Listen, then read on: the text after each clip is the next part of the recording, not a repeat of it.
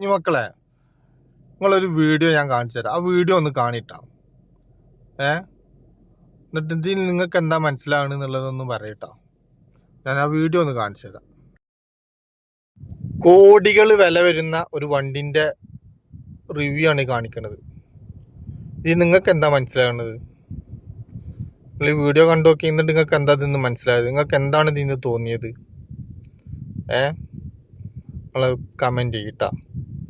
എന്താണ് നിങ്ങൾക്ക് ഇത് കണ്ടിട്ട് തോന്നിയത്? കോടികൾ വില വരുന്ന വണ്ടിയാണത്. കോടികൾ വില വരുന്നൊരു വണ്ടിയാണ്.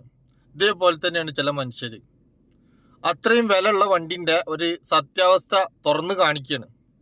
അതുപോലെയാണ് നമ്മളെ വില മനസ്സിലാക്കണ ആൾക്കാരെ മുന്നിൽ നമ്മൾ അതിനനുസരിച്ചിട്ട് ജീവിച്ചിട്ട് കാര്യമുള്ളൂ. നമ്മളെ മനസ്സിലാക്കാത്ത ആൾക്കാരുടെ ഇടയിൽ നമ്മൾ ഇനി എന്തെന്നെ കാണിച്ചാലും എന്ത് സ്നേഹമാണെന്ന് പറഞ്ഞു കഴിഞ്ഞാലും അത് അവർ വിശ്വസിക്കൂല.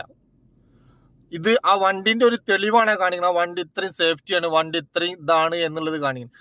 അതുപോലെയാണ് നമ്മൾ എത്ര ആ മനുഷ്യരായിട്ട് ഇടപഴകി എത്ര നമ്മൾ അവരെ സംരക്ഷിക്കുന്നുണ്ടെങ്കിലും അത് അവർക്ക് സത്യമാണെന്നുള്ളത് ബോധ്യപ്പെടൂല. ജീവിതം അങ്ങനെയാണ്. കൊടുക്കണോനെന്നും കൊടുത്തുകൊണ്ടിരിക്കും, കിട്ടണോനെന്നും വാങ്ങിച്ചുകൊണ്ടിരിക്കും. മനസ്സിലായ?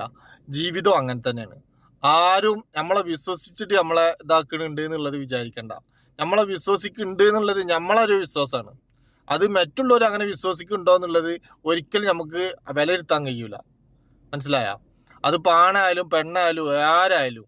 അപ്പോൾ നമ്മൾ മറ്റുള്ളവരുടെ ഇടയിൽ നമ്മൾ എത്ര നല്ലത് കാണിച്ചു കഴിഞ്ഞാലും അത് അവർ വിശ്വസിക്കണമെന്നില്ല. നമ്മളെ വിശ്വാസം നമ്മളെ മനസ്സിലുണ്ടായാൽ മതി. നമുക്കൊക്കെ ഇപ്പോൾ ഈ വീഡിയോ കണ്ടപ്പോൾ അതാണ് തോന്നിയത്. നിങ്ങൾക്ക് എന്താ തോന്നിയെന്നുള്ളത് നിങ്ങളൊന്ന് കമൻറ്റ് ചെയ്യും കേട്ടോ.